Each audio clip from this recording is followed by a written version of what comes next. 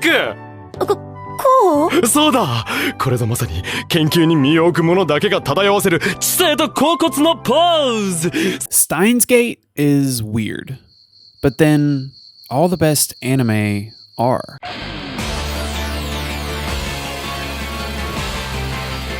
See, I don't watch anime like I used to. In fact, even when I was younger, I was never the guru I should have been. I didn't watch every classic and haven't kept up with the contemporary giants my friends are always raving about. But the shows I did watch, I still remember to this day. They imprinted memories in ways many great movies don't. Movies far more dignified than the innuendo-slinging cartoon I'm here to talk about today. Maybe there's a perfectly reasonable explanation. Maybe you could pick it all apart piece by piece to reveal some exquisite mastery, but I don't know. To me, that's not what it's about at all. Steins Gate isn't cool. It isn't slick or action-packed. It doesn't check all the right boxes and doesn't pace like an episodic adventure. It's a slow burn and doesn't even become a thriller until 13 episodes in. And before you get too far, no, this isn't a piece about free will versus predeterminism. I'm not nearly smart enough for that. I want to talk about Steins Gate, but also anime as a whole. Not from the perspective of a total weeb, but someone who simply loves to experience good art and feel it in his bones. If you're looking for a Wikipedia summary, you won't find it here, but I'll do my best to make it worth your time. Steins Gate left a mark on me, especially season 1. Maybe it was just the marking of adolescent time that made it so memorable. I mean, we always remember experiences from those years with more fervor than the rest, right? But that explanation doesn't cut it for me. Rewatching the series for this piece conjured vivid memories of my first watch through, and even of the later years when I fell asleep to random episodes like millennials leave the office on until 3 a.m. every night. I needed to know why I stayed up past my bedtime all those years ago so many consecutive nights. These days, few shows hold my attention enough to finish the series at all, let alone stay up late binging. Hell, I haven't binged a series since Game of Thrones, no matter how good it is. So where's the magic thread, the secret sauce? What is it that whisks viewers away to another realm entirely instead of leaving them on a simple, that was a good show? Well, let's take a trip down memory lane. Let's get lost in the droning cicadas and let Mayuri's sing-song voice take us back to the childhood we never had. I'm gonna talk about something I love for a while, so if you're all in, sit back, take a breath, and I hope you feel something. This is Steins Gate, and why anime is better, weird. And before we get too deep, I just want to say thank you guys for being here. Thank you for checking out this video, and if you enjoy content like this, hit that like button and feel free to subscribe to the channel. It really helps me out a lot over here. So, thanks. Oh no, I just wound you! Don't tell me you're broken! How does that make you feel? Those words. For me, the dread comes rushing in. Mayuri's recurring death. It takes you to another place entirely. You see, Steins Gate disguises itself in layer upon layer of scientific mumbo-jumbo, philosophical woo-woo, and that's all fine and great. I love those elements of the show too, but at its heart, Steins Gate is about relationships. Not people, but relationships.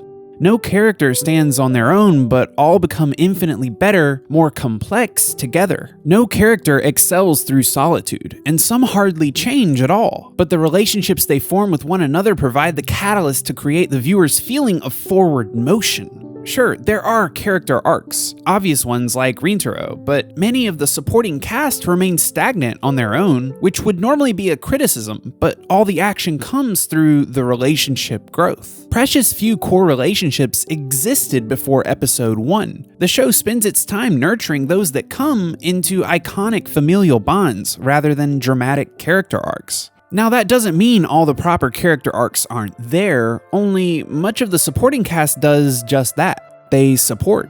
They do more character establishing than character building, and the first season focuses so potently on Rintaro. In Steins Gate Zero, the broader cast really comes into their own. Suzuha and Daru's relationship in particular becomes a sledgehammer to burst the mid-season blues.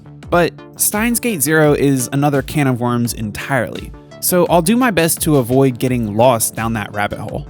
This series is so chock full of sexual innuendo that rewatching as an adult instead of a blossoming teen, it's almost nauseating. I actually had a moment less than 3 episodes into revisiting the show where I had to be honest with myself and question if my love for the story was rooted too heavily in nostalgia. I mean, this show is relentless. Rewatching as a 26-year-old, the innuendo slapped me in the face instead of sliding by like it did when I was 19. But that's one of the most peculiar elements of the show. It's beautiful, but not without some ugly bits. It doesn't shy away from the weird stuff, the annoying stuff, the over-the-top stuff. A spirit fiercely tied to anime as a medium. All the silly bits are significantly easier to swallow and even endearing because they don't take themselves too seriously despite the highfalutin physics, time travel, and world line jumping talk. The show constantly pauses to remind you that these characters are still just kids after all.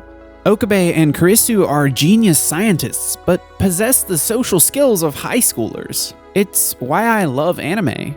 It also might be why some of us grow out of it or are tired of it. It's not for everyone, but there's a lot of love to be found here. Anime is unapologetically nonsensical and weird, unapologetically itself. So many products of artistic mediums fight tooth and nail to be like something else, to liken themselves to other pop culture giants. But anime carved its own niche, and it's lived there for quite some time. Hell, it's only in the past 5 years or so that professing a love for the artistic medium stopped getting you sideways glances or brutal teasing.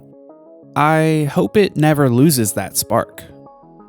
Anime has the ability to do so many things other mediums can't. Or maybe they can, but it just isn't the same. Other artistic avenues allow a plethora of fine tools with which to create art, but the tools anime offers fit like a glove. The reason I find it worth talking about over others is because anime takes everything, its strengths, weaknesses, quirks, and swagger to the 10th degree. Anime does very little with any subtlety, and it's better for it.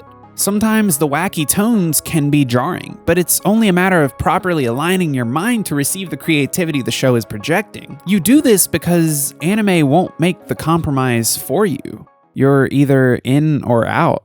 And it sometimes leads to feeling like you're in some sort of exclusive club. The visual medium opens a whole world of possibilities that might get laughed off the silver screen. I mean, hell, look at Kurisu's hair for crying out loud. I mean, what is that? But who am I kidding? It's iconic. Anime has the ability to do character better than anyone else. Or maybe that's too broad a statement. There are so many facets to character building that it would be impossible to claim something like that. But my point still stands. The medium somehow manages to pump out iconic character after iconic character. And I wish I could tell you exactly why, that the visual style lends the upper hand, but I don't think it's so simple. What I do know is the exaggerated features and over-the-top personalities create a special concoction pretty often. Maybe it's the intimacy.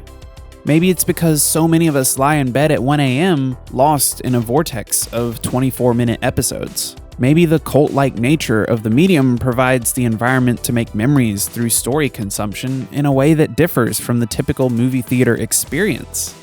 I sometimes wonder if any of these things are linked to why anime hasn't worked in the film yet.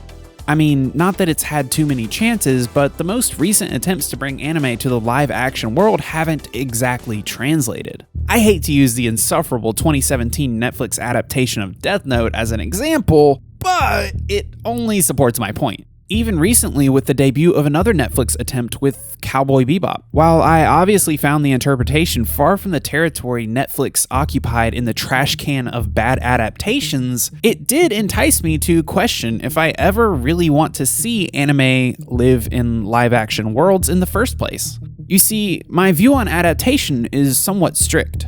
I'll happily condone a great adaptation on the simple condition that the project finds a way to build atop the original story, either to improve it or spotlight another facet of the story that only the specific medium could achieve. Sometimes that's as simple as seeing novel worlds come to life with dazzling visuals we weren't provided the description to imagine previously. Sometimes a film can take a mediocre or small novel and turn it into something much bigger, something beautiful. When I say strict, I don't mean a vast array of rules. I mean, I think it's important for adaptations to justify their existence. That's all. While Cowboy Bebop on Netflix proved an interesting show and the reception hasn't been poor, to me it felt more like a tribute to anime. Not a bad thing in its own right, but the best scenes are those that desperately try to be anime. But at that point, I wonder why not just go watch the original instead? It never really stops feeling secondhand, and while some might see it as a respectful adaptation lacking any major deficiencies, I can only wonder what was the point at all. But maybe I'm too cynical.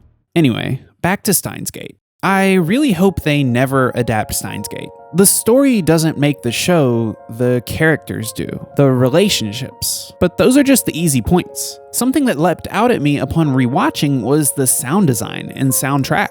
Especially in season 1, the notes on a piano I didn't realize I'd memorized, the melancholy induced by the buzzing cicadas of Akihabara. Steins Gate created an iconic look and atmosphere without ever having to scream at the top of its lungs, "Hey, look at me!" Steins Gate is the movie that might not blow out the box office but sweeps the awards shows. It might not resonate with everyone. You might think it's slow, hard to follow, or even silly at times. Though I'd thoroughly disagree with you about 2 of those 3. But the show clearly resonated enough to put it in many's anime Hall of Fame. After a thorough watch-through of the original anime and the follow-up seasons, Steins Gate Zero, the story architectural prowess of its creators is undeniable. But on second and third watch-throughs, it's somehow more mesmerizing each time. At times, it feels like the show achieved the impossible. And let me tell you, pulling together mind-bending time travel plots is no small task for any medium. It's one of the easiest tropes to get wrong or fumble to the point of losing viewers along the way. But Steins Gate manages to keep things pretty coherent. Truthfully, I realize while writing this, I can't even begin to quantify the scope of this show. And more importantly, I'm not nearly confident enough in my ability to make sense of it all for any of you. I have to be honest, Steins Gate is beyond me, and I'm sorry for that. I'm sorry I can't dive down the World Lines rabbit hole for you and spin coherent theories about the finale, the philosophies the story explores, or the messages behind it all. I'd really love to, but I'm afraid to try, and that's my fault. But I don't think Steins Gate resonated with viewers because each and every one of us was able to wrap our brains around the high concepts and follow Okabe's timeline hopping. I think we all found ourselves still watching all those episodes later because we needed to know Okabe saved Mayuri, because the show had an iron grip on our hearts more than our minds, and made us feel somehow more than it made us think. The tone of season 1's first half is starkly different from the latter half, and that's a well-covered point by critics, but it's evidently intentional. While all the scientific jargon is thrown about every episode, the show is building icons. Right off the bat, it dumps questions in your lap with no answers, and leaves you wondering just what exactly the basis for Okabe and Mayuri's relationship is. You question the antics of Hoing Kiyoma before you ever really meet Rintaro. At first, some peripheral characters feel like just that, peripheral, but the show slowly works each of them into the story until each has their own part to play and story to tell. And the ones with the fewest reasons to be there at all have the biggest parts to play. Luca isn't a scientist. Ferris isn't an engineer. And Mayuri isn't the future Gadget Lab's fearless leader. Or is she?